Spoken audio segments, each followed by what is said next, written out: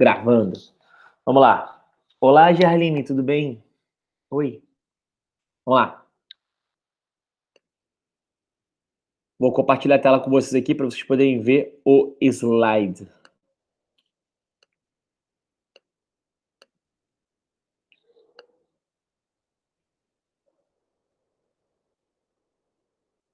Meninas, vocês estão vendo aí? Estão me vendo aí compartilhando tela? Sim, sim. Boa. Sim. Vamos lá. Cara, a Tainá, ela tá dormindo. Quando a aula é 1 da tarde, ela tá com a voz diferente do que ela tá agora. E o pior... Acordei 6 horas da manhã, já treinei, tomei banho, me arrumei. Desculpa aí, tá? Foi mal, perdão, viu? Você me desculpa, Tainá? Não queria humilhar não, né, mas... Não, fiquei até um pouco Você triste agora. Não, fiquei até um pouco triste agora porque eu não fiz nada disso. Acordei 6h30 hoje, dei aula de 7 às 9, e aí tô aqui com vocês. Ai, tem muito mais aula para dar hoje ainda. Quinta-feira é o dia mais corrido, mas essa nossa aula é a nossa aula última, antes do recesso, né? E pode ser também a nossa última aula, online, porque depois do recesso a gente não sabe o que vai acontecer. Depois do recesso já é agosto e são tantas especulações que eu também não me surpreenderia se a nossa próxima aula fosse presencial. E aí vocês de isso é máscara. ótimo. Cara, eu acho que, assim, pelo que até eu consigo fazer isso na aula com vocês, né? Eu não consigo fazer isso em outros lugares. Até desabafando um pouco assim, a gente tá muito, o professor está muito adaptado a esse momento que a gente está vivendo. O professor se adaptou. O ser humano se adapta, né? E eu diria a você que eu quero voltar pro presencial, mas eu quero voltar com a certeza de que a gente não vai parar de novo. E não dá para ter essa certeza. Vou te dar um exemplo. O Santo Agostinho tem 240 alunos por turma. São 6 turmas. Então, em um corredor passam 1.300 crianças por dia. Um corredor não, em 2 corredores. Não, minto. São quase 900 crianças, 900 e poucas crianças. Embaixo são 480 crianças no corredor. 480 em um corredor. Se uma criança, ou um pai de uma criança, ou um professor, ou um inspetor, ou qualquer pessoa da comunidade escolar tiver o coronavírus, mesmo que assintomático, vai ter que parar de novo. Então, o que me dói é a questão de parar e voltar, parar e voltar, parar e voltar. E eu acho muito complicado que no universo de 240 alunos por turma, a gente não tenha uma contaminação, mesmo com todos os cuidados. Então, assim, JLMed é diferente, é um curso presencial com poucos alunos maduros. Então, são homens e mulheres. Então, a Tainá não vai puxar a máscara da Inara, a Inara não vai puxar, ou a Inara não vai pegar a máscara dela e vai colocar na Tainá, não vai acontecer isso. Até porque vocês estão se preparando para serem médicas. Então, isso me preocupa um pouco. Então, assim, é muito menos por voltar ou não voltar, mas muito mais pela incerteza de que voltar pode ser um passo à frente para dar alguns atrás. Então, isso me amedronta um pouco, isso me assusta. Pelo que eu percebi, vocês querem esse retorno, nós também queremos, mas eu tenho esse leve ponto. Imagina, a gente volta e aí na primeira semana um professor com coronavírus. Assintomático, tá? Assintomático. O cara fez o exame e deu lá coronavírus. E aí tem que ser quarentena para todo mundo. Então, e além, a Inara, cara, pô, Inara pega Sim, BRT, eu tenho medo disso ônibus, só. cara, meu Deus, eu fico pensando assim, tipo, ai, cara, o nego fala, agora tem um negócio de isolamento no ônibus, 2 metros de distância no isolamento do ônibus. Cara, o que que é isolamento? Com todo respeito, o que que é isolamento de ônibus? Agora presta atenção, pensa comigo, tá? Só uma reflexão rápida aqui. Vamos supor que a Inara hoje tivesse ido para o curso. Ela provavelmente teria pego o transporte público todo fechado, uma friaca louca. Aí você imagina. Aí você imagina como é que seria dentro do ônibus uma pessoa, por exemplo, que tirasse a máscara. Ou que de máscara mesmo, mas com uma máscara úmida que permitisse a passagem do vírus, por exemplo. Então, E é impossível de não encostar em outra pessoa no BRT. Não, e outra, como é que você. E outra coisa, Inara, como é que você vai segurar no ferro do BRT? Vai passar álcool gel antes de colocar a mão? Como é que vai ser? Ah, cara, olha, vou te falar. É brabo. O professor, o professor, olha, de verdade, vocês já ouviram isso muitas vezes, mas a gente não para de trabalhar. O professor está trabalhando muito, muito, muito, muito, muito, mas ele se adaptou. E essa adaptação, ela já está encaixada. Voltar agora, primeiro que eu acho uma temeridade, segundo que eu acho que se não voltar em agosto, não volta mais, porque não tem cabimento voltar em setembro para quem é colégio. Para quem é pré, tem 6 meses ainda, né? A prova só em janeiro, para quem vai fazer o Enem, sei lá. Bom, a gente já fez uma reflexão aqui inicial, acho que refletir sobre esse assunto já é importante. Jogo de futebol ontem também é uma vergonha. Todo mundo lá, mas as pessoas não têm sintoma. Cara, tem jornalista, tem imprensa, tem a galera do staff, tem o apoio, a galera que abre o estádio. Sei lá. Muito complicado. Vamos lá. Já compartilhei tela com vocês aí, né? Deixa eu ver aqui se já tá tudo nos conformes. Já. Bom, esse slide foi um slide que eu fiz há bastante tempo, só que ao mesmo tempo ele é um slide bem, bem bonitinho, bem, bem arrumadinho, tá? É um slide que eu já estava melhorando já a forma de confeccionar esse material. E confesso a vocês que não é necessário ter nada além daquilo que eu vou mostrar, tá? Então, eu terminando a aula, eu coloco para vocês o slide, vocês pegam e vão ter acesso a esse material que está bem ajeitado, tá? Para começar, a gente tem uma introduçãozinha rápida, né? Eu coloquei lá, as trocas comerciais aumentam a cada dia, os capitalistas a cada ano aumentam sua produção e batem recorde. Esse grande volume produzido necessita ser transportado para que consiga sair da sua área de produção e alcançar o consumidor final. As pessoas sempre tiveram a necessidade de se locomover pelo espaço, objetivando áreas próximas ou distantes, ou até mesmo se locomover por diferentes espaços em intervalos de tempo cada vez menores. O avanço dos meios de transporte ao longo da história foram importantíssimos para a sociedade, a economia, a política e a cultura. Com as revoluções industriais e a descoberta de novas matrizes energéticas, os transportes se tornaram mais eficazes, mais eficientes, melhores. Em um mundo globalizado, como esse que vivemos, os meios de transporte se tornam uma ferramenta de grande utilidade. Sempre presente no nosso dia a dia, fica difícil pensar em uma sociedade sem esses componentes. Tal tema é de grandiosa importância. E aí eu tenho os modais de transporte, né, os meios de transporte, hidroviário, aéreo, ferroviário e rodoviário. E aí, obviamente, voltando um pouquinho aqui para mim, a gente está falando de um tema que é fundamental. A gente acabou de falar da Inara se deslocando do bairro dela até a Barra, dependendo do transporte público. Os jogadores ontem, para ir para o jogo, transporte. Os negócios para acontecer, viagens que acontecem de negócios, de turismo, dependem dos transportes. Às vezes, sobrevivência, levar um órgão, levar uma bolsa de sangue, depende dos transportes. Hoje nós temos os entregadores que dependem dos transportes absurdamente. É o ganha-pão, né? Algumas regiões do nosso planeta, do nosso país, que elas são praticamente incomunicáveis, dependem do transporte. Então, falar de transporte não é falar de nada muito distante da sua realidade. Mas dá para a gente afirmar, sim, que cada vez mais o transporte ganha mais importância. Por quê? Porque nós estamos à esteira, a reboque de um processo de globalização. E nesse processo de globalização, tornar global é algo fundamental. E os meios de comunicação têm essa tarefa, mas os meios de transporte também implementam essa tarefa, né? Os meios de transporte, eles foram importantes para a colonização do nosso país. Os meios de transporte eles foram importantes para os ciclos econômicos brasileiros. Então, de certa maneira, eu não consigo imaginar a vida sem os meios de transporte, desde a carroça mais simples até o trem mais rápido, tá? E o que a gente tem que estar atento é justamente a isso, a essa evolução.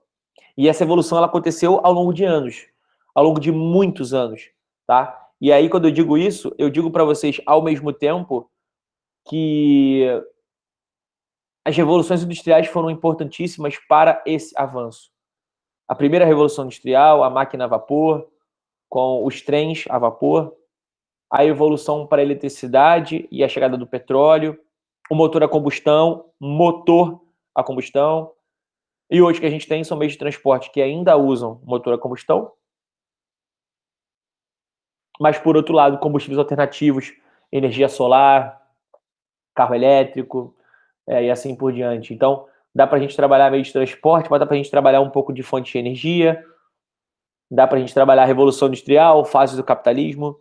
Então, eu confesso a vocês, do fundo do coração, que essa matéria é uma matéria importante e ela se esbarra, ela se relaciona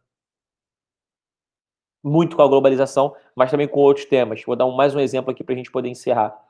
Quando a gente fala de política brasileira, de política nacional, de política econômica, o nosso país ele teve um presidente chamado Juscelino Kubitschek, e o JK, né, o Juscelino Kubitschek, ele implementou uma política rodoviarista, de expansão de estradas,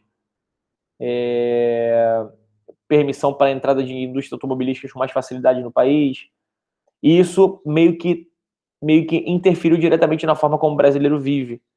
Nós hoje somos muito rodoviaristas, somos muito do carro, do ônibus. Vocês olham ali para o JLMed, olha para baixo, estacionamento lotado, carro pra caramba, os carros passando o tempo todo. Os carros são o meio de transporte mais utilizado no nosso país, né? Carros e motos. Então, somos um país que depende muito do transporte rodoviário. Sabendo disso, vamos começar aqui depois dessa introdução que eu fiz com vocês, tá? Vamos lá. Para começar, a gente vai falar do transporte hidroviário, ok? E eu coloquei por tópicos essas características, tá? A primeira, o transporte hidroviário é um transporte com grande capacidade de carga, é um transporte de produtos pesados, tem um baixo custo, tanto de transporte quanto de manutenção, né? Tem baixa flexibilidade, é um transporte lento, ele é influenciado pelas condições climáticas, muita chuva, pouca chuva, rio seco, e assim por diante. Tem um baixo custo de implementação, quando você analisa uma via de leito natural, quando você não precisa canalizar esse rio nem nada, né?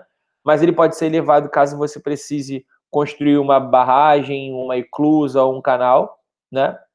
E vale lembrar também que as hidrovias elas são utilizadas no Brasil muito mais na região norte e muito menos na região centro-sul. Eu acho que o mapa mostra bem para vocês isso, né? Nós temos aí 3 corredores hidroviários no sul do país, o restante está na região norte, né? E são muito mais fáceis de serem navegados.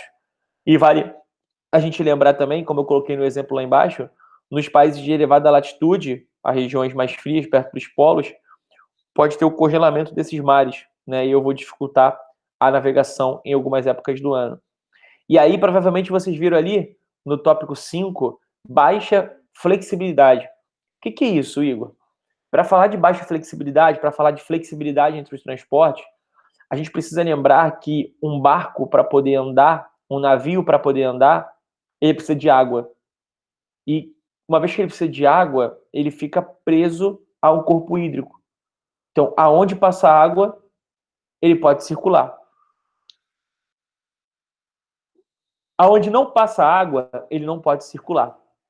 Então, ele não tem a flexibilidade, por exemplo, de uma moto, que o cara entra num beco, para na portaria de um prédio, ele entra com mais facilidade pelos espaços, ele pode chegar numa cidade do interior, chega numa cidade pequena. Então, a palavra flexibilidade está se relacionando a essa capacidade de penetração, de capilaridade dos meios de transporte. Aconteceu uma história engraçada há um tempo atrás. Eu fui tirar um passaporte, né, na embaixada de Portugal, lá no centro, que era no centro, e era num prédio, né? E esse prédio é tipo o JLMed. Ele tem uma catraca onde você coloca aquele cartão para você poder entrar. E aí eu tava colocando o cartão na catraca e entrou um cara de moto no saguão do prédio. Entrou com a moto dentro daquele espaço ali, como se ele tivesse entrado ali no JLMed, onde tem os elevadores. Ele entrou de moto ali. Todo mundo se assustou, menos o segurança. Eu achei estranho, né? Pensei que fosse assalto e tal. Aí o cara virou e falou assim, eu preciso entregar esse documento rápido para a chanceler. Aí ele foi, pulou a grade, o segurança nem falou nada, ele subiu. Aí todo mundo ficou olhando para ele assim. Aí o cara falou, não, gente, isso é normal, é questão de urgência, segurança, uma parada lá. E aí eu fiquei pensando assim, cara, a moto entrou no prédio. Cara, isso é muito louco. É a flexibilidade ao ponto extremo. O cara pode penetrar um prédio com a moto. E é verdade. Qualquer beco, qualquer espaço pequeno, qualquer espaço apertado, dá para você entrar com uma moto que seria aí um dos transportes mais flexíveis junto com a bicicleta e aqueles que são pouco utilizados, como, por exemplo, skate, patins, que a gente nem usa como meio de transporte de fato, tá? No caso do Brasil, a gente tem alguns corredores importantes. O corredor número 1 é o corredor Solimões, Amazonas, Madeira. O 2 é o corredor do Tapajós. O 3 é o corredor do Tocantins. O 4, o corredor do São Francisco. O 5 é o corredor do Paraguai. O 6 é do Paraná Tietê. E o 7 é o corredor do Mercosul. De todos esses, o mais importante seria o corredor número 3, o corredor do Tocantins, tá? Ele faz um escoamento muito interessante de grãos da região central do país em direção aos países externos, a outros países, tá?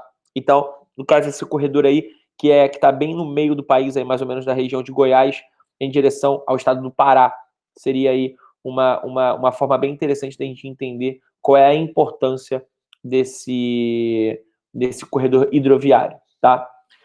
Além, obviamente, do transporte em rios, existe também o transporte hidroviário nos oceanos, né? E aí eu tenho 2 navios importantes, chamados supernavios. À esquerda, os graneleiros, e à direita, os petroleiros. À esquerda, um graneleiro, onde cada uma dessas tampas vermelhas aí em cima do navio é uma tampa aonde se coloca grãos.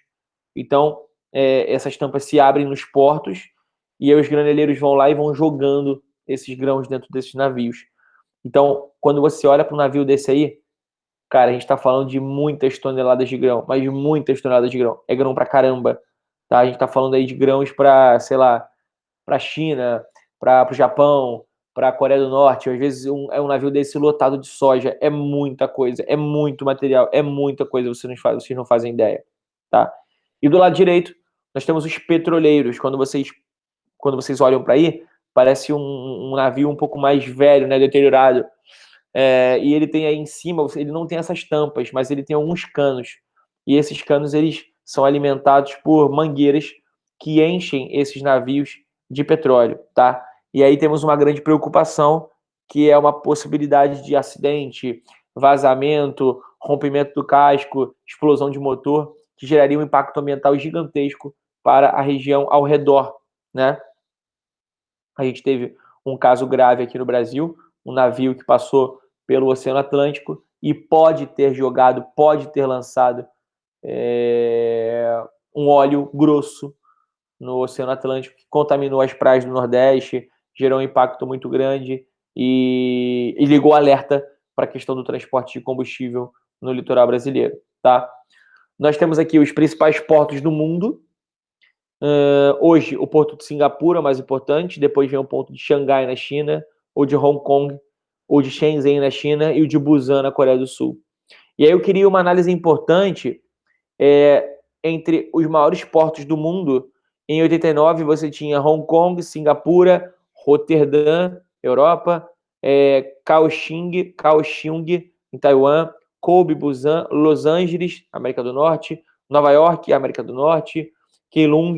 E quando você olha para a direita, os portos europeus e norte-americanos sumiram das primeiras colocações, né? Hoje você tem Singapura, Xangai, Hong Kong, Shenzhen, Busan, Guangzhou, Dubai, Ningbo, Qingdao, Roterdã. Roterdã caindo de posição da terceira lá para a 11ª colocação, se eu não me engano. Né? Então nós temos aí um aumento da importância dos portos asiáticos em detrimento dos portos europeus e também do Atlântico Norte. Isso tem toda a relação com o crescimento do mercado chinês, o crescimento do mercado asiático, o crescimento dos tigres asiáticos. Tá? Isso tudo tem relação, não está aí por acaso. Vale a gente lembrar também que muitos países são plataformas de exportação. São países que existem praticamente apenas para exportar. O que produz é exportado para o mundo todo, como Singapura, como Malásia, como Indonésia, Coreia do Sul também exporta muito, o Japão exporta demais, tá? Então a gente tem que ficar ligado a esse ponto aí, porque pode aparecer na prova uma comparação entre dois tipos, duas cidades ou dois tipos de região aí com os seus portos. A gente aqui no Rio de Janeiro, a gente tem o hábito de passar pela Ponte de Niterói e olhar para o Porto do Rio.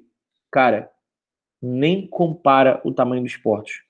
O Porto do Rio de Janeiro, ele é ridículo perto de outros portos que existem no mundo, tá? Ridículo. Aquilo ali não é o padrão para a gente poder olhar, nem para poder conhecer os portos, tá? Mais embaixo, nós temos a questão do transporte hidroviário com a importância do container, né? E aí eu lanço a primeira pergunta para vocês, que é o que é container. Mas antes disso, eu queria contar uma história rápida aqui. Em 2007, eu fiz o vestibular da UERJ em 2008. Eu fiz o vestibular da UERJ em 2007, mas era o vestibular de 2008. E eu fui muito bem na prova específica de geografia, mas também só na geografia. E, curiosamente, eu errei apenas uma questão da prova de geografia. A única questão que eu errei perguntava qual era a importância do container para o transporte mundial de cargas. Depois disso, eu passei a toda a aula de geografia falar sobre container. E aí, a gente sabe o que é um container, mas a gente não sabe as miudezas que ele precisa, que a gente precisa saber para estar com todo o conteúdo completo e não errar nenhuma questão. Então, eu vou tentar passar para vocês aquilo que é importante, depois de eu ter errado, ter estudado, correr atrás, e vocês vão gostar. Para começar, o container é um cofre de carga que vem sendo muito utilizado no transporte hidroviário. Se caracteriza por ser uma caixa metálica hermeticamente fechada que garante uma grande segurança aos transportes de variadas cargas, de alimentos até automóveis. Hermeticamente fechada quer dizer que não passa nada por essa caixa, tá? E além disso, o container hoje, ele é uma caixa metálica extremamente importante para o transporte mundial de cargas por N motivos, tá? Primeiro, eu vou ler a outra parte. Tal ferramenta foi desenvolvida em 1937 por Malcolm McLean, com o objetivo de agilizar e reduzir custos de carga e descarga em áreas portuárias. Somado a esse fator, seria possível também reduzir os danos e desperdícios durante a viagem.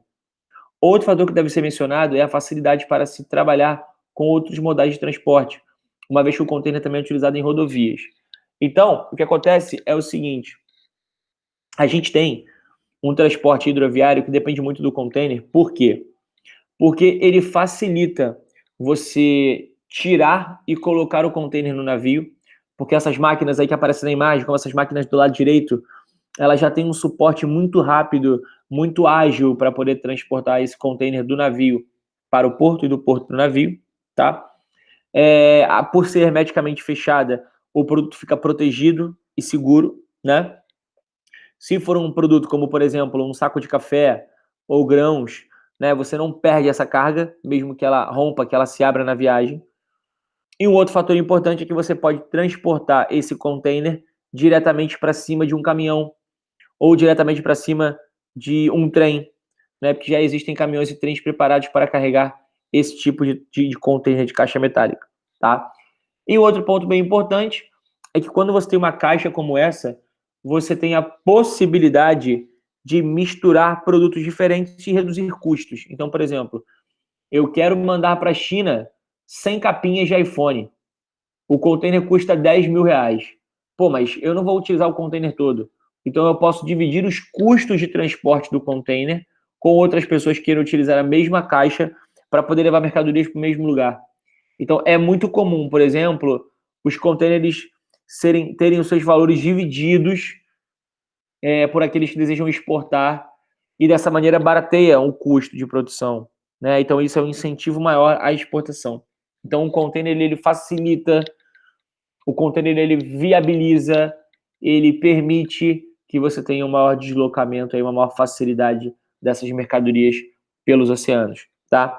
Ah, Igor, mas e se um container desse cair na água? Já era, caiu na água, já era, não tem nem o que falar, tá? Mas esse container não cai na água, ele fica muito bem colocado, muito bem estruturado, muito bem preso, tá?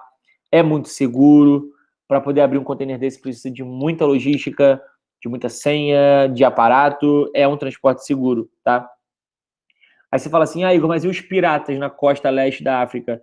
Eles estão lá, tá? E não vai ser o container que vai permitir ou impedir isso, mas é comum a gente ter aí o roubo de navios na costa leste da África, principalmente, onde os piratas ligados nesses navios carregando muita carga, por vezes eles conseguem assaltar e carregar todo o material que está ali dentro para a região continental, e lá quando eles espalham é uma loucura, né? Imagina um caminhão desse, imagina um navio desse carregado de container, e cada container que você abre você não sabe o que tem dentro. Nossa, imagina. Televisão, carro, produtos, joias, sei lá, acessórios, cabelo, pessoas, órgãos, drogas, armas, quantas coisas são carregadas pelo container. Chegamos no transporte aéreo. O transporte aéreo, ele é um transporte de deslocamento rápido, é seguro, né? Tem uma flexibilidade moderada, porque o avião ele chega a pontos que, por exemplo, o barco não chega, né? Mas ele não é tão flexível como, por exemplo, um automóvel, uma moto, um caminhão, né? O helicóptero tem uma flexibilidade um pouco maior, pode pousar em qualquer lugar, né? Ele é muito utilizado para mercadorias de valor e também no transporte de passageiros. É muito utilizado em países com grande extensão territorial. Estados Unidos é uma loucura com relação a voos, né? Canadá também é muito importante, Austrália também, Rússia e Brasil são 5 países aí dos maiores do mundo, né, com relação a território, que dependem muito. Dependem muito do transporte aéreo, tá? E aí, no caso, os maiores aeroportos do mundo, o de Atlanta é o maior porque tem a base das maiores empresas americanas de aviação. O aeroporto de Pequim, em Beijing, na China. O aeroporto de Heathrow, em Londres, gigantesco também. O aeroporto de Chicago, Chicago O'Hare. E o aeroporto de Tóquio, que é o aeroporto de Haneda. É um porto importante porque vários aviões param nesse local para o deslocamento, serve de ponto de apoio de base para outros voos que vão para a Ásia, né? Quando você repara essa pista de baixo aí, essa imagem aérea, na verdade, ela é do aeroporto de Heathrow, em Londres. E olha quantas pistas existem no aeroporto, né? A complexidade do aeroporto de Londres. O aeroporto internacional de Atlanta, desculpa, esse é o de Atlanta, perdão. O aeroporto internacional de Atlanta é o aeroporto mais movimentado do mundo e concentra grande parte dos voos de cabotagem. O que é um voo de cabotagem? O voo de cabotagem é o voo que vai parando em diversas cidades. Como existe a navegação de cabotagem, que é pelo litoral brasileiro, parando de capital em capital, de porto em porto, existe também os voos de cabotagem, né? E aí, no caso, você vai parando de porto em porto, e aí você consegue economizar, porque você consegue aproveitar um transporte que está ali sendo dividido por várias pessoas que querem alcançar determinados espaços. Então, sai do Rio de Janeiro, para no Espírito Santo, para na Bahia e assim por diante. Vai só reabastecendo, tá? Como eu falei, o aeroporto de Atlanta é um aeroporto de transferência, em torno de 89 milhões de passageiros durante o ano, e em 2011 a movimentação chegou a quase 93 milhões de passageiros. É muita coisa, tá? Muita coisa mesmo. A Erika tá entrando? Ué, a Erika pediu para entrar, mas entrou. Bom dia, Erika. Estamos aqui no slide, ok? Se você precisar, é só falar comigo. Aqui embaixo, nós temos já o transporte ferroviário, tá? Transporte ferroviário, coloquei algumas características importantes.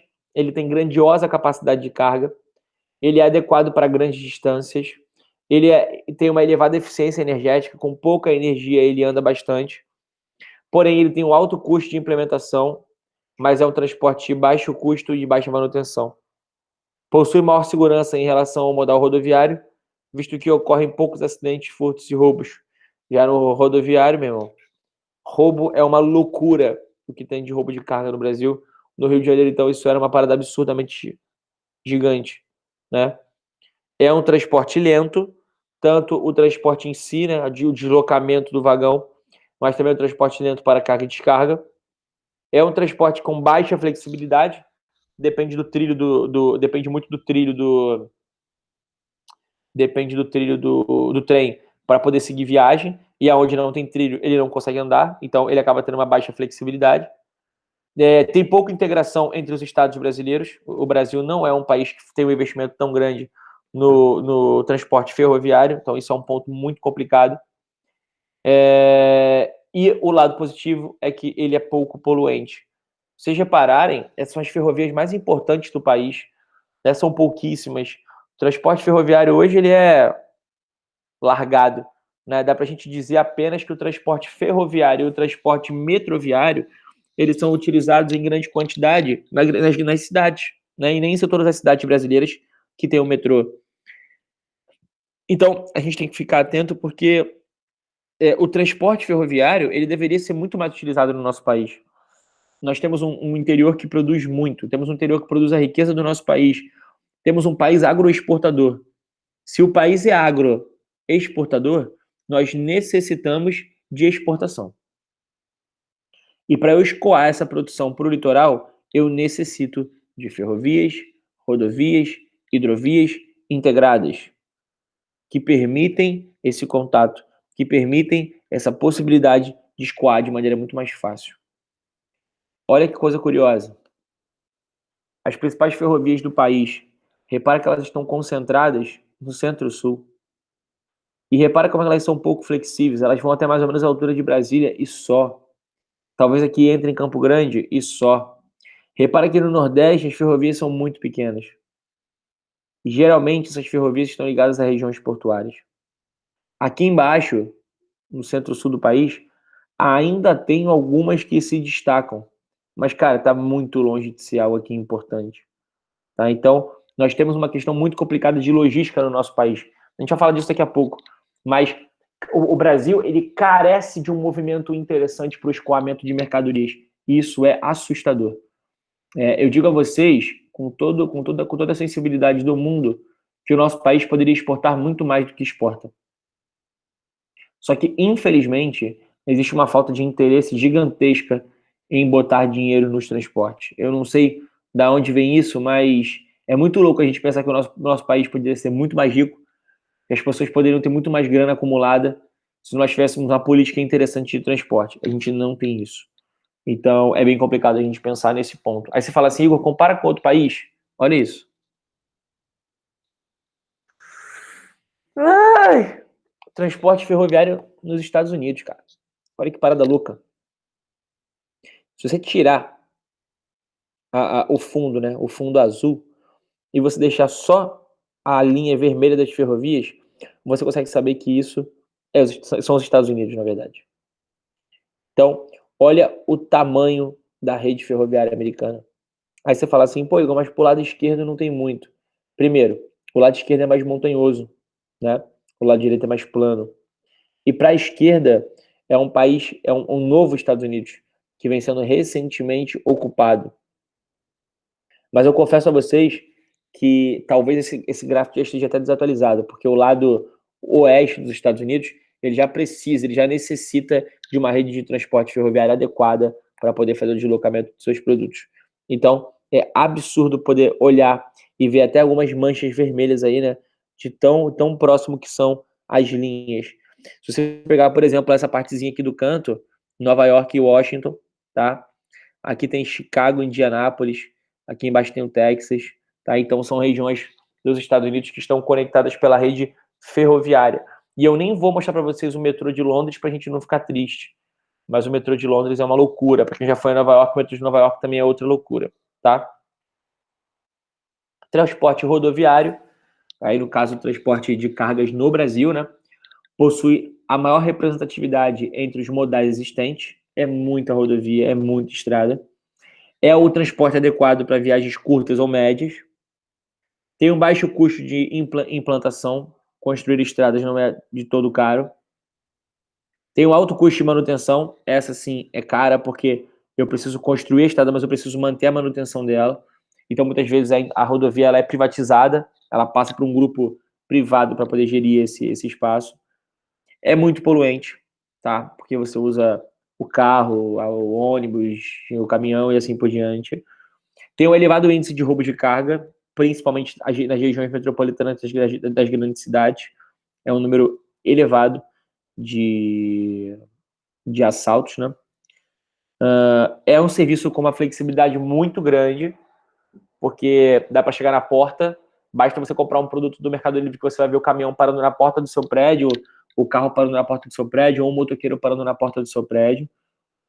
Tem maior flexibilidade, quanto maior for a extensão da malha, uma malha grande, maior flexibilidade, uma malha grande, maior capilaridade. É um transporte com velocidade moderada, não é rápido como um avião, mas também não é lerdo como um trem a vapor, né, como um trem lento. Tem um custo elevado em grandes distâncias, não vale a pena utilizar o transporte rodoviário para poder cortar o país, vai gastar um dinheiro absurdo de combustível, de pedágio e assim por diante, além de ser muito desgastante para o motorista. É um transporte com baixa capacidade de carga. Um caminhão hoje ele leva no máximo 1 ou 2 contêineres se ele estiver amarrado ou em vários eixos. Não é um transporte, de certa maneira, não é um transporte que carrega assim, uma quantidade gigante na sua caçamba, né? No seu baú, não é. E é interessante porque provoca a integração entre todos os estados brasileiros. Então dá para dizer que o transporte rodoviário, pelo menos no Brasil, é um transporte um pouco mais democratizado, é um transporte um pouco mais facilitador, por ser muitas vezes um transporte mais presente também, tá? As rodovias brasileiras, elas têm uma nomenclatura, né? Toda rodovia que começa com uma sigla, que pode ser BR, ou RJ, ou SP, vai depender da sigla do estado. Então, uma rodovia, quando for radial, o que isso quer dizer? Quando ela parte da capital federal, ela começa com 0. Uma rodovia longitudinal, tá? Que corta o país na direção norte-sul, por isso que é longitudinal, começa com o número 1. Uma rodovia transversal, uma rodovia que corta o país na direção leste-oeste, ela vai começar com o número 2. Uma rodovia diagonal, tá? Vai ser uma rodovia que pode apresentar 2 modelos de orientação, pode ser Nordeste-Sudeste, ou Nordeste-Sudeste, ou as outras combinações. E existem rodovias de ligação, que apresentam o número 4, que apresentam-se em qualquer direção, tá? Em algumas rodovias, com a nomenclatura 6, estas são de pouca extensão. Então, pode acontecer, sim, de você se deparar com uma rodovia e não saber para onde ela vai. Se você tiver aprendido isso ou decorado isso, você consegue saber norte-sul, leste-oeste, oeste-leste, ou se ela está indo, por exemplo, para a capital federal ou sair da capital federal. Então, tem essas nomenclaturas aí para vocês poderem pegar, tá? Aqui eu entro em gargalo econômico. E aí, para poder explicar gargalo econômico, eu vou precisar da atenção de vocês. Hiper, mega, gigante. Tainá, deixa eu ver esse termo já? Eu já falei isso para você? Já sim, você deu ano passado, eu lembro da aula. Beleza. Inara, você já deu esse termo? Não lembro, não. Não? Érica já deu? Já sabe o que é? Já ouviu falar de gargalo econômico?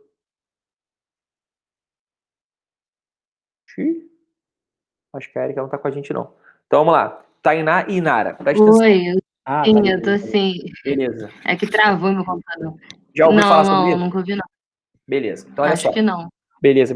Para vocês duas, então, Érica e Inara, e para Tainá, a chave de reforço.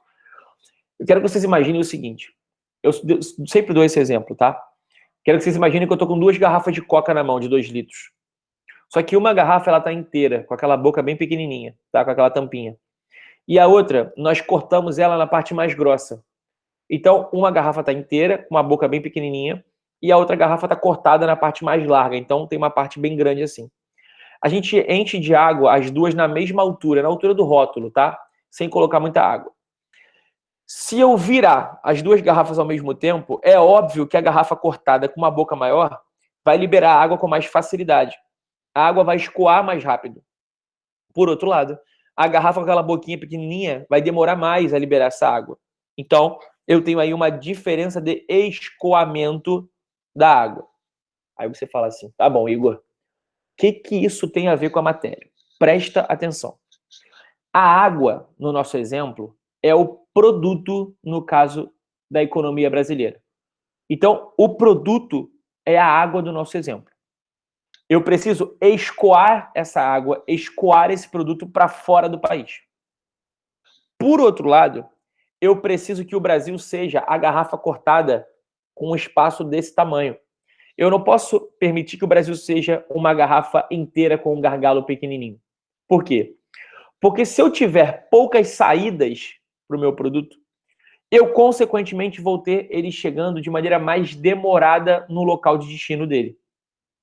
Então, eu preciso que o Brasil seja uma garrafa cortada na metade com uma boca muito maior. E para essa boca ser maior, eu preciso de portos mais modernos para permitir um transporte mais rápido, mais eficiente e que permita que a mercadoria chegue exatamente no ponto de destino no prazo correto. Então, o nosso país, ele sofre com um problema chamado gargalo econômico, que é o baixo investimento em infraestrutura de transportes, que vai diminuir o escoamento da água, que vai impedir o escoamento, ou vai dificultar o escoamento de produtos ou da produção para outros países. Então, o nosso país hoje, ele é uma garrafa de coca com a boquinha pequena. Poucos portos modernos permitem o escoamento da mercadoria. O nosso país, ele deveria ser uma garrafa cortada na metade, com uma boca bem grande, quando eu virasse, essa mercadoria fosse escoada com facilidade, e para isso eu preciso de portos modernos, portos bem geridos. Essa é a solução. Aí você fala assim, Igor, me mostra uma consequência disso. Olha para cá. Filas nos portos do Brasil. Quando você tem uma dificuldade grande para poder escoar, acontece isso aqui, ó. Eu não tenho os portos eficientes, eu não tenho os portos rápidos. O que vai acontecer? Eu vou ter um engarrafamento de caminhões. Todos esses caminhões aqui, eles estão esperando para poder entrar no porto, para poder levar o seu produto em direção aos navios. Olha que parada bizarra, olha o tamanho das filas. Olha isso aqui, olha quantos caminhões esperando para poder embarcar. Aí você fala assim, pô, Igor, mas qual é o problema? Uma hora ele vai embarcar mesmo? E se o produto for perecível? Tá? E se o produto ele for um alimento que rapidamente estraga? Olha isso aqui. Fila para carregar grãos nos portos do Brasil alcança 54 navios. Oi. Oi. Eu lembro que ano passado você deu exemplo até dos cachos de banana. Eu ia dar esse exemplo aqui, mas eu gosto de desenhar esse exemplo, mas eu vou tentar. Obrigado por lembrar, Tainá. Seguinte, galera, presta atenção, meninas, né? Estão aqui comigo.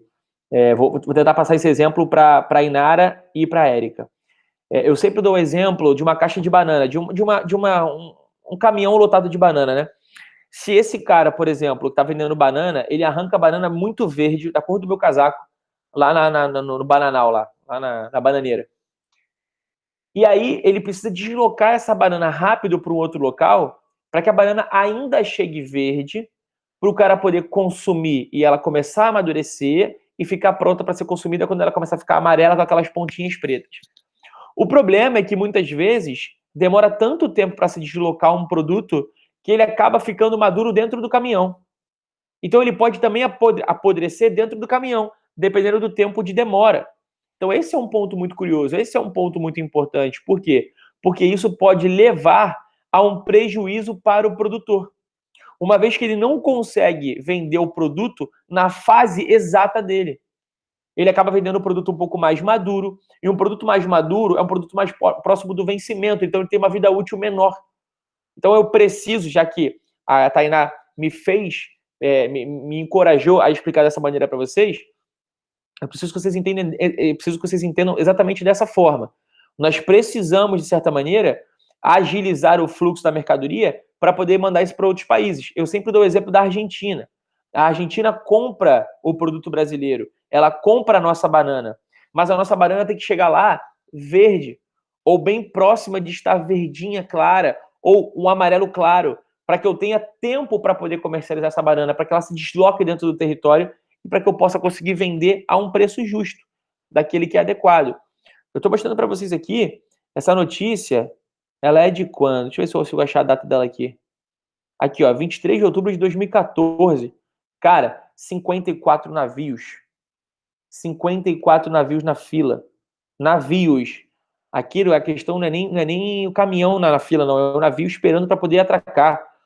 Então, olha só. Aqui, ó, 8 de junho. Deixa eu ver se tem alguma coisa aqui. Olha isso, ó.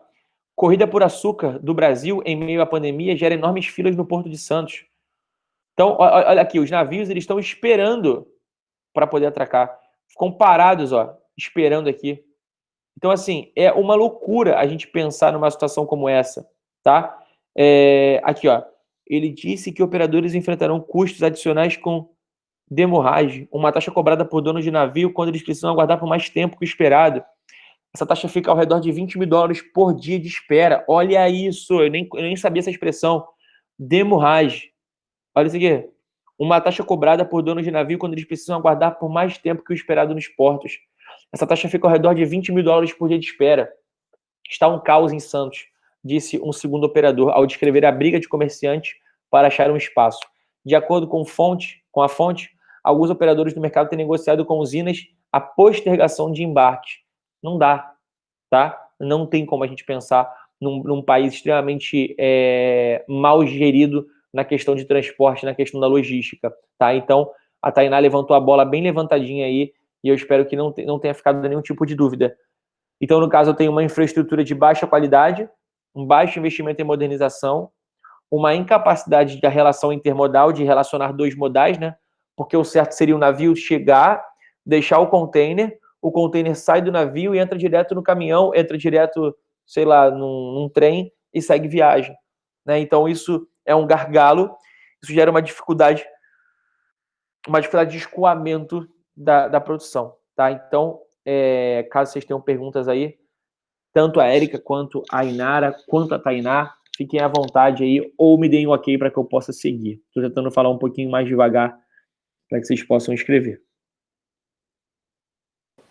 Igor, você pode só ditar o que é o gargalo para eu poder ter aqui no caderno? Claro. Deixa só a Érica me responder. Érica, ficou alguma dúvida? Não, Igor, entendi. Mesmo? Sim, eu só não sabia dessa expressão, mas eu já Qual? entendi. Gargalo Eu tinha econômico? esquecido, sei lá. Não sei se eu tinha esquecido, mas eu já sabia que isso rolava, entendeu? Beleza, então bota isso no seu coração, porque pode aparecer numa questão escrito gargalo econômico assim como está escrito, Sim, tá? show. Beleza. Bota aí, Nara. Gargalo econômico, 2 pontos.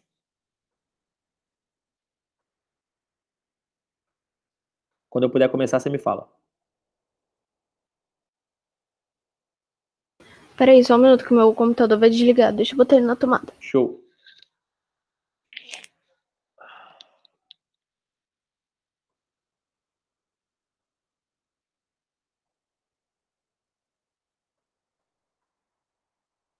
Pode falar. Vamos lá. Seguinte, coloca assim. Como é que eu posso começar isso? Coloca assim. O Brasil apresenta como característica. O Brasil apresenta como característica. O Brasil apresenta como característica um perfil agroexportador. O Brasil apresenta como característica um perfil agroexportador.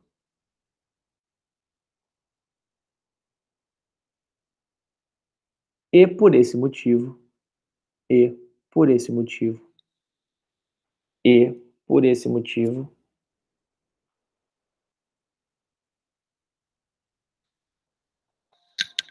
e por esse motivo necessita, e por esse motivo necessita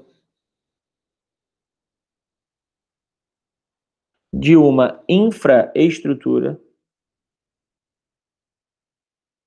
necessita de uma infraestrutura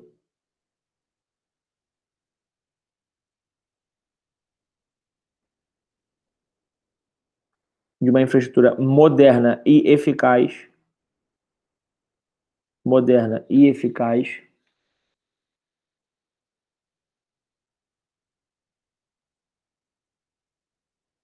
no setor de logística e transporte.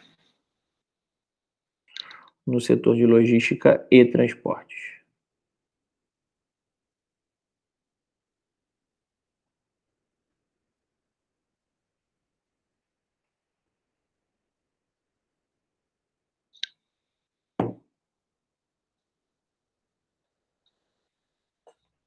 Ponto. O que se vê atualmente,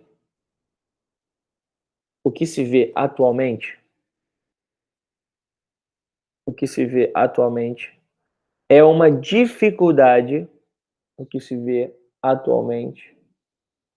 dificuldade, de escoamento da produção. Dificuldade de escoamento da produção.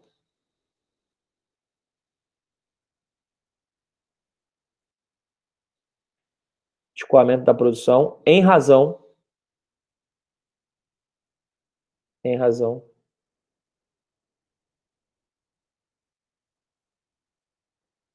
dos baixos investimentos, em razão dos baixos investimentos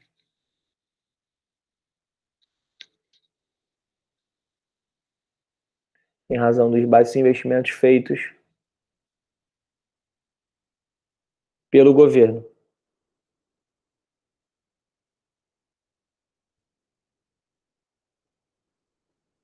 Ponto.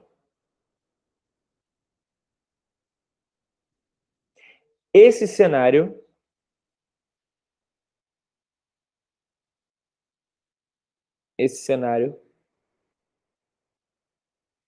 provoca longas filas,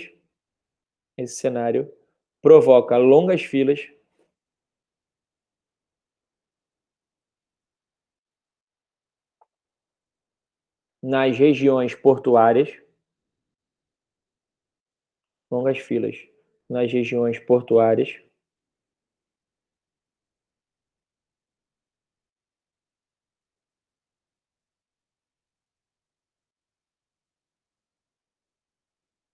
e pode encarecer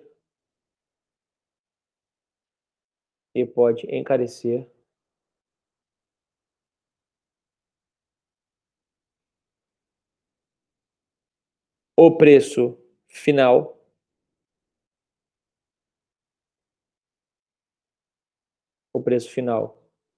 do produto,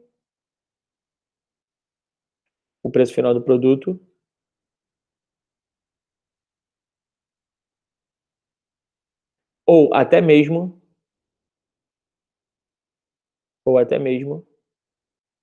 reduzir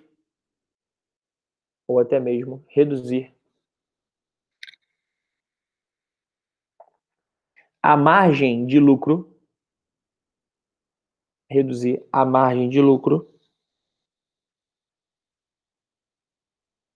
do produtor rural,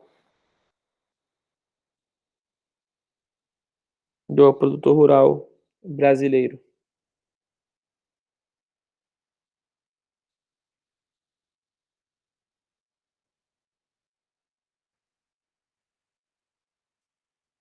Ponto. Inara, lê para mim tudo que eu ditei aí para eu poder ver se está faltando alguma coisa. Confesso que eu vou escrevendo e vou me esquecendo do que eu comecei a escrever. Tá.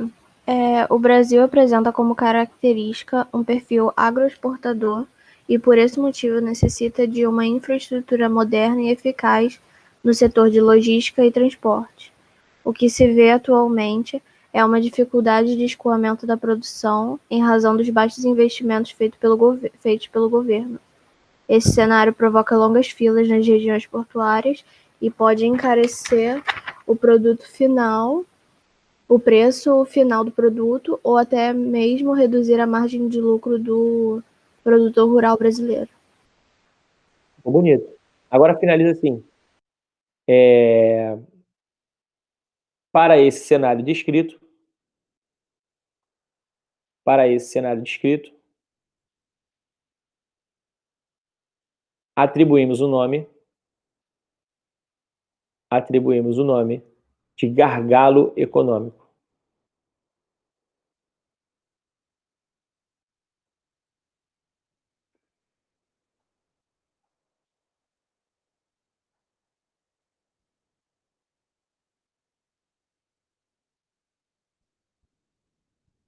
Foi.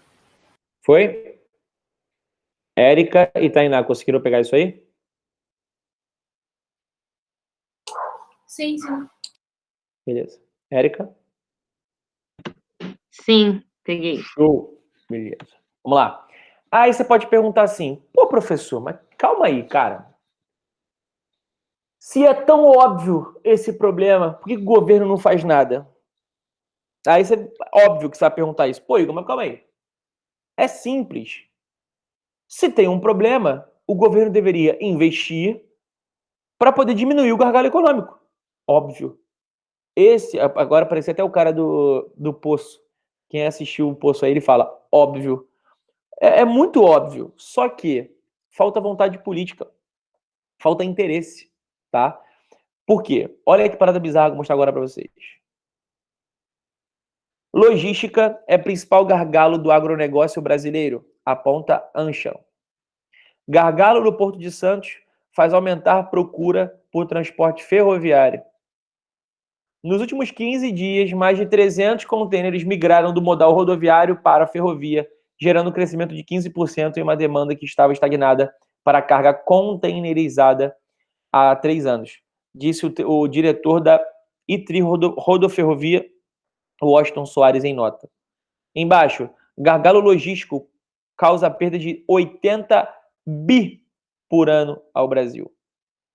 A falta de investimentos públicos no setor de logística, portos, aeroportos, rodovias e ferrovias, já provoca perdas na ordem de 80 bilhões ao ano às empresas brasileiras, segundo cálculos feitos pelo coordenador do Núcleo de Infraestrutura e Logística da Fundação Dom Cabral, Paulo Rezende.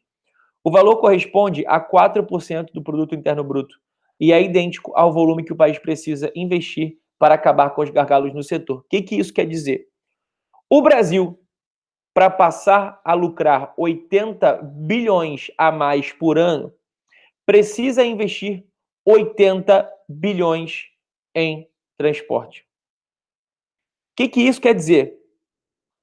Imagina que você tem 100 reais no seu bolso. E se você colocar 100 reais hoje, amanhã você ganha 100 reais, depois de amanhã você ganha mais 100 reais, ganha mais 100... Cara, é um investimento que tem retorno.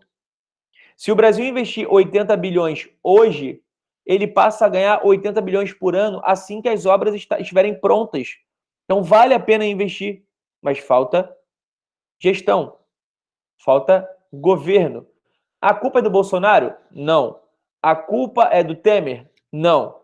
A culpa é da Dilma? Não. A culpa é do Lula? Não. A culpa é do Fernando Henrique? Não. A culpa é de todos eles. Juntos. Porque deveria ser feita, sim, deveria ser feita, sim, uma política nacional de investimentos em transporte. Para impedir, para diminuir, para facilitar o escoamento da produção. E aí, a gente entra numa questão de logística, né? Que é uma palavra que vem sendo muito utilizada nos dias de hoje. Você fala assim, por que, Igor? O que é a logística? A logística é uma área da administração que trabalha com gestão. É ela responsável em desenvolver recursos e equipamentos para a execução das tarefas de uma empresa. Geralmente, tal área é auxiliada por recursos de engenharia, economia, contabilidade, estatística, marketing e tecnologia, além da área de transportes e recursos humanos. Pela definição, logística é a parte do gerenciamento da cadeia de abastecimento que planeja, implementa e controla o fluxo e armazenamento eficiente e econômico de matérias-primas, materiais semi-acabados e produtos acabados, bem como as informações a elas relativas, desde o ponto de origem até o ponto de consumo, com o propósito de atender às exigências dos clientes. E aí embaixo, o profissional é um tecnólogo, né? E ele tem que ser um tecnólogo muito multifacetado, né? Ele é o cara que avalia, projeta, implementa, armazena, compra, distribui, entrega. Ele é o cara que pensa na gestão daquele produto, na gestão daquele fluxo. Então, quando o profissional de logística ele trabalha no Brasil, ele tem um desafio muito grande. Por que o desafio é grande? Porque o Brasil é um país que não faz o investimento adequado em logística.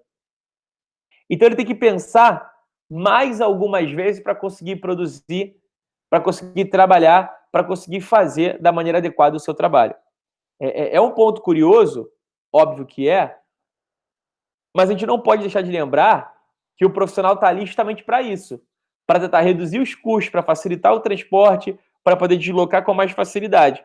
Então, ao mesmo tempo que dá mais trabalho para ele, abre também mais mercado de trabalho, uma vez que ele precisa do problema para ser contratado para gerir essa situação.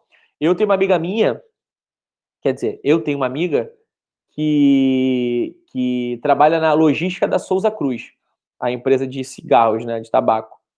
E ela, outro dia eu estava conversando com ela, foi até aqui na quarentena, a gente estava trocando informação pelo Skype, né, fazendo uma chamada, e aí ela falou para mim assim, Igor, eu vou ficar responsável em transportar um depósito inteiro da Souza Cruz de São Caetano para São Bernardo do Campo.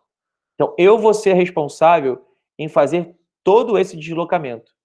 E aí eu falei para ela, caramba, mas como é que isso acontece? Ela falou, Igor, eu conto com uma equipe de mais de 120 pessoas. Então, eu tenho que pensar em tudo. Vai de caminhão? Vai de trem? Vai de avião? Vai de carro? Vai de patinete? Quem vai? Quantas pessoas vão? Como vai? Vai em caixa? Vai no drone? Vai de balão? Vai enrolada no plástico? Vai enrolada no jornal? Qual profissional eu preciso? Então, o cara que trabalha com a logística, ele tem que entender todo o processo para conseguir exatamente oferecer aquilo que é necessário. Então, não é uma profissão fácil, mas ao mesmo tempo é uma profissão de muita responsabilidade. Quando você entrega aquilo que te é pedido, fica de maneira muito mais prazerosa você ver o resultado do seu trabalho com uma transferência, por exemplo, de uma unidade produtiva entre duas cidades. Então, dessa maneira, fica muito claro e límpido aí a importância que se tem de investir no setor de logística, de investir no setor de transporte, para poder reduzir esse gargalo econômico e facilitar o transporte de mercadoria. E aí eu não preciso nem falar de outras coisas importantes no nosso país que precisam ser melhoradas, as estradas com menos buracos, as ferrovias mais modernas, as estradas mais seguras, pedágios mais baratos, tudo isso é incentivo, tudo isso é facilitador para o transporte de mercadorias no território nacional. Beleza? 15 minutinhos para ela acabar. Eu vou abrir agora para comentários, dúvidas pertinentes que vocês tenham, para que a gente possa finalizar esse nosso encontro. Érica, comentários e perguntas, por favor.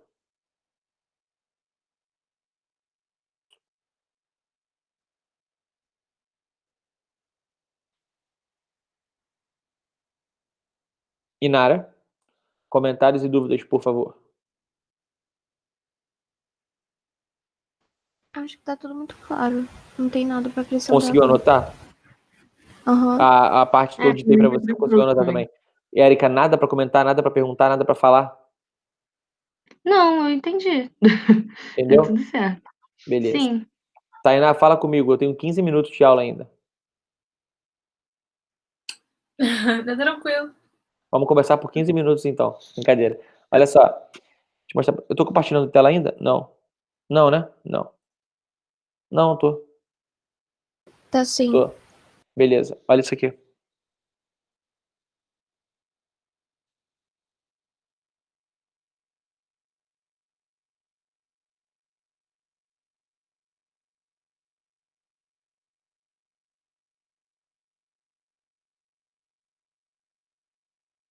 Olha isso aqui. Olha isso aqui. Essas rodovias aqui, 57% das rodovias do país estão em situação regular, ruim ou péssima, provavelmente. Ou péssima. Olha isso, cara. Olha o tamanho do caminhão. Aí você fala assim, Igor, mas o que isso aqui interfere no transporte? Isso reduz a velocidade. Isso é um grave problema. Gravíssimo problema. E ainda pode quebrar os caminhões, né? Nossa, não tem questão da manutenção, com certeza. Olha isso aqui, cara. Olha isso. Isso aqui nem passa, né? Aqui rompeu a... Ó, se fosse isso aqui, ó. Aqui. Isso é absurdo. E o Olha pior é aqui. que a gente paga, né? Impostos caríssimos pra isso. Exato. Qual é o nome daquele negócio que fica no meio? Esqueci. No meio da estrada. Divisória? Não, é pedágio. Ah, Pedágio. tá. No meio da estrada. Ah, entendi. No meio da estrada, no meio da estrada também. Aqui, ó. Aqui, se a gente buscar notícias, roubo de carga. É uma loucura. Ó, roubo de carga, roubo de carga, roubo de carga, roubo de carga. Ah! Olha aqui. Carga de carne, Rio de Janeiro. Você viu isso aqui? Olha isso. Olha isso.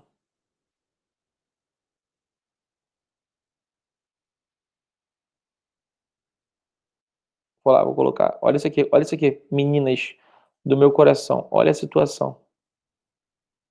Deixa eu ver se vai abrir.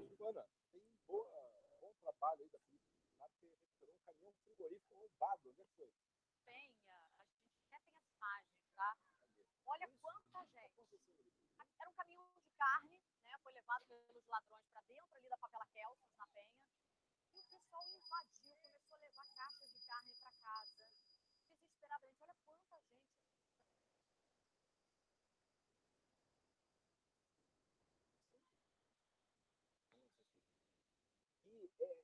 É triste, né? Alguém quer comentar alguma coisa a respeito disso? Tainá? Não, eu abri sem querer, mas eu tava rindo. Cara, eu achei muito engraçado isso. As Cara, pessoas correm. Exato, é surreal. E aí, olha só, parece assim, parece formiga, né? Tipo, a formiga tá perto de um grãozinho de arroz, assim, tu chega, bate e elas saem correndo. Aquilo ali é uma bomba lançada pela polícia, tá? A bomba lançada para dispersar a população. Só tem 2 pontos aí importantes. Quer dizer, 3. O primeiro é o roubo de carga, né? Geralmente os ladrões eles saem das comunidades, dão o bote e levam o caminhão para dentro da comunidade. Lá dentro, esse caminhão ele é saqueado. Então, quem está ali também está meio que cometendo um erro muito parecido com quem está roubando, que aquela mercadoria não é deles. E a terceira é uma situação de fome da população. Eu posso afirmar para vocês que tem gente ali que deve ter levado, sei lá, picanha, filé mignon, carnes caras, que o cara nunca comeu na vida. Então, isso mostra pra gente o quanto que a situação é muito complicada em todos os pontos. Deve ter gente ali que nunca comeu carne, porque carne é muito caro. Então, assim, cara, é muito louco você ver essa loucura. Agora, olha isso aqui, olha esse outro. Caminhão do Sedex. Roubado, comunidade. Vocês viram esse aqui? Esse ficou um pouco mais famoso. Isso da carne foi quando? Da carne foi... Cara, da carne tem pouquíssimo tempo. Peraí que eu vou te mostrar, peraí. Tainá, imagina você comprando uma parada pelo Mercado Livre e olha o que acontece com a sua... Olha isso. Olha isso.